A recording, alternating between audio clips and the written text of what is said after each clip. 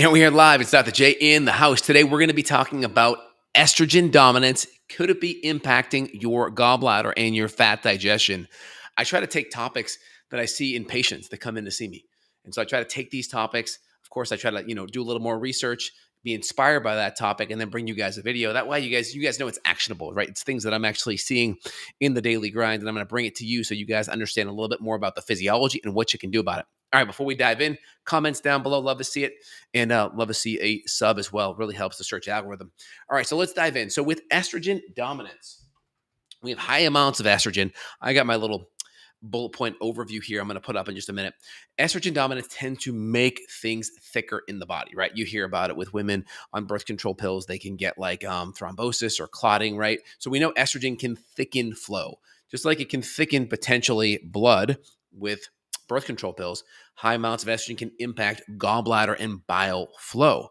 And so if we have gallbladder and bile flow issues, that's going to create biliary insufficiency. We don't make enough or don't move enough bile from the gallbladder into the small intestine to break down fat. And that can create gallbladder issues. So one, if we don't move it enough or contract it, you can have stones over time. Just that sludgy gallbladder can also make it so we're not digesting fat. So maybe when we eat fat, maybe we're having that like streaky toilet bowl seat, right? That's just the fat in your stool not being emulsified. So you get the streaky toilet bowl seat or an excessive amount of wipes, more than, let's say, 5 or more wipes is probably a good sign that you're not breaking down your fat. And so these are telling us that we have problems. We also may have that patented gallbladder symptoms like the shoulder pain, right? Or the upper right. I think this is a mirror image, but this is my upper right quadrant right here. It may look opposite for you guys on screen, but upper right, that's a sign. That's Murphy's sign, which is a sign of gallbladder insufficiency or maybe some stones in there that are creating inflammation. So this could be a big hallmark and could be impeding your digestion. So really important.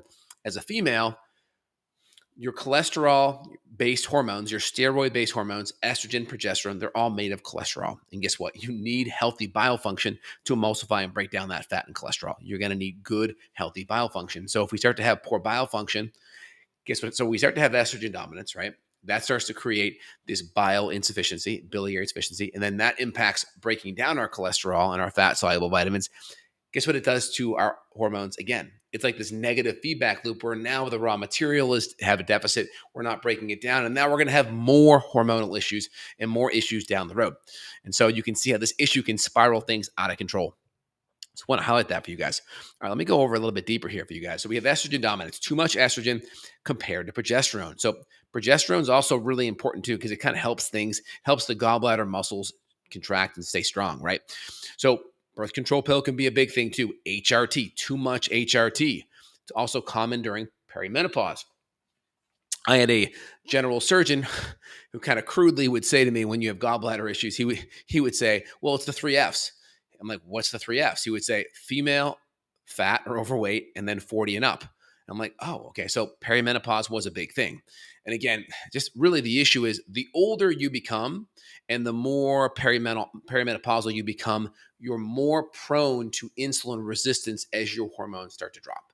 And so the reason why that 40 it came in there is because you just have women that have been cycling for 20, 25 years. Their hormones are dropping. And then if their diet isn't really tight, if their activity isn't really dialed in, and they're not like genetically like ectomorphic, more lean, then they're going to be more prone to insulin resistance and then estrogen dominance, right?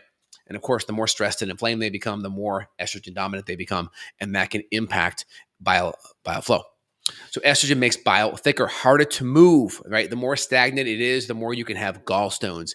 And then you may see things like nausea if we're not breaking down fat well. And then, of course, this may also create SIBO because bile also helps keep down dysbiotic bacteria. And so we also need stomach acid to make good bile. And so usually when we see biliary insufficiency, we also see low stomach acid too. And stomach acid is very important for, let's just say, creating an antimicrobial environment in the stomach. So very important there. And so things that we'll do is we will add in bitters. Things like dandelion, ginger can be wonderful. Gentian can be really good for the acid side. Dandelion for the bile flow side. We may also add in bile. We may also add in taurine, or you'll even see some things in there like What's the big one? TUDCA, right? Which is like taurodeoxycholic acid. That's a type of bile salts, or just bile salts in general, right?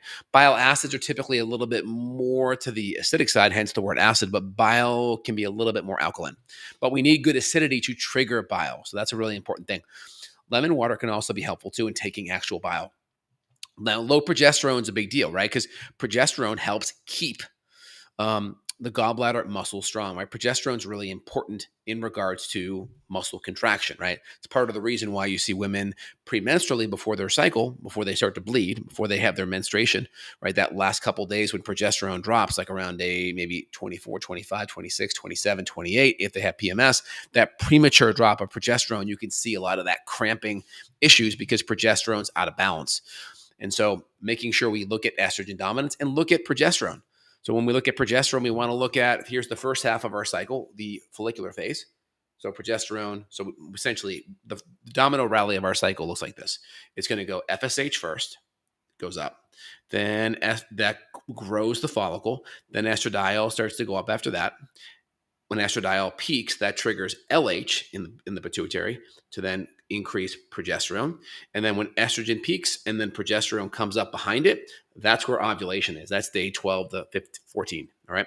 And then we have that progesterone continuing to go onward. That's our luteal phase, the last half of the cycle now.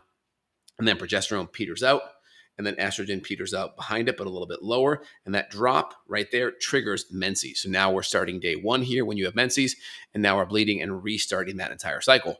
If progesterone falls out a little bit too soon, that's where we start to have more estrogen dominance happening. And again, progesterone can get converted downstream into cortisol. So the primary reason why women become estrogen dominant is because of stress and because of inflammation. So anything that can drive stress, emotional, physical, chemical, drives progesterone down. So it could be gluten sensitivity, it could be relationship stress, work stress, poor sleep, inflammatory foods, dysbiosis, gut permeability issues because of bad foods and because of inflammation. All these things are definitely at play. Okay. All right. So now we have liver overload. So things that can impact anything that impacts liver stress, right? So whether it's xenoestrogens from plastics, atrazine, pesticides, various chemicals, right? You have a plastic water bottle, not good, right? Try to have your water in glass like a Topo Chico or Mountain Valley, or get a hydro flask or like a Yeti or a clean canteen that you put your RO water in and just add some electrolytes to it. Now, this can impact methylation, glucuronidation, and acetylation, glutathione conjugation, all very important pathways that all involve sulfur amino acids. So if you have poor digestion, you're not breaking down your protein, guess what? That can definitely impact your gallbladder function. And then also, the more stressed our liver is, we're not going to be recycling our bile, right? We're not going to be able to recycle it. A lot of bile is recycled. And so if we don't have good, healthy liver function, we're not going to recycle it. So big things that we can do here, right? This is where we use DIM. This is where we use calcium to glucarate. This is where we're going to use N-acetylcysteine, maybe broccoli extract, right? Milk thistle is a glutathione recycler. Selenium, really good. All very helpful. Taurine, right? Methionine, phosphatidylcholine, right? All good things. And again, when it comes to these things, also like a lot of our products, a lot of our supplements, Detox Aminos product has a lot of those compounds. And the Liver Supreme product that I formulated has some of the gallbladder stuff. It has the ox bile, it has the dandelion root, and it has some of the taurine or phosphatidylcholine. So we'll use the Liver Supreme on the gallbladder side, or we'll use the Detox Aminos on the detox side, or even just our NAC, right? NAC can be very helpful too.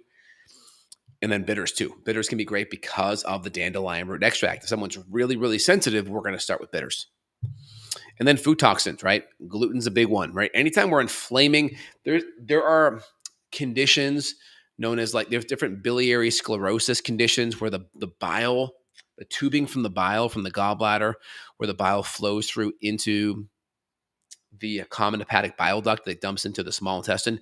I've seen autoimmune conditions over the years happen. They call it like primary bile duct sclerosis, but you can look at it. They're autoimmune conditions associated with that narrowing of the bile duct. And guess what? Gluten is a big trigger for that. I'll try to pull it up here on screen. Pull it up here live with you guys. Primary bile duct sclerosis and gluten. It's a thing. I've seen it before. There's a known association between gluten sensitivity seen in celiac and in primary biliary cholangitis, type of liver disease, where essentially the connection between that gallbladder becomes significantly inflamed. And so primary sclerosing cholangitis, that's the thing we see. And so I always say we got to cut gluten out when we have a potential gallbladder issue or if we're not breaking down our fat. And again, women are going to be more prone because of estrogen, but guys today too have lots of estrogen because of plastics, because they're consuming. Oh, I also didn't mention it. Your soy, your Impossible Burger, right? Anything that's going to have lots of soy in it, right? Soy, from a cultural standpoint, was never used like we use it today. If you read, I think it's Kayla Daniels' book, The Ploy of Soy, or The Whole Soy Story, talks about soy being used in Asian countries where it was consumed more as a condiment. It was consumed in a fermented variety, natto, miso, tempeh. It was not consumed as the main protein source in a meal. So that's totally switched today. So we don't want to consume it like that. And if we consume it, we want to have it more fermented. And make sure you don't consume it if you already have estrogen dominant problems. And guys, stay away from it too. And again, that can go the same as also conventional factory farm meat. We don't want that either. Again, it's not as bad, in my opinion, as soy. Plus, most of soy out there is genetically modified, so you get a ton of glyphosate residue. But try to be as organic and clean as you can.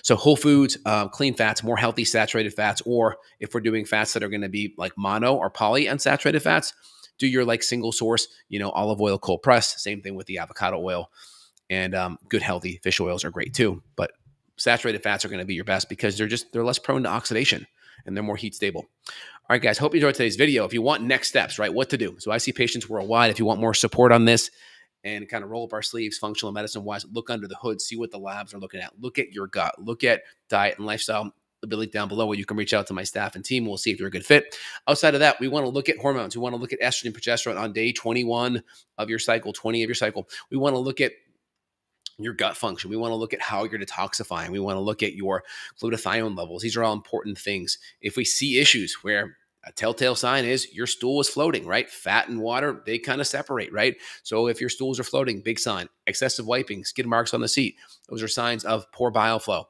So that's a good sign that you have something else going on. So feel free, reach out if you need it. But if not, enjoy the video and feel free and share with family and friends. All right, guys, take care.